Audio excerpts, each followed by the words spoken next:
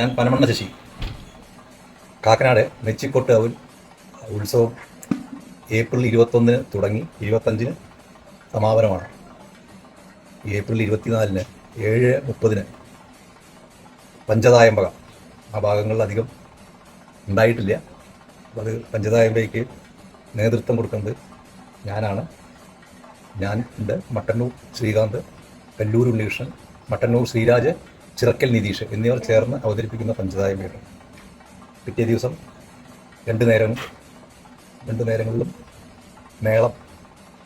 മേളകല നിരവധിയായിട്ടുള്ള പത്മശ്രീ പെരുമനം കുട്ടന്മാരാർ നയിക്കുന്ന പഞ്ചാരി മേളവും രാത്രി പാണ്ഡിമേളവും ഉണ്ട്.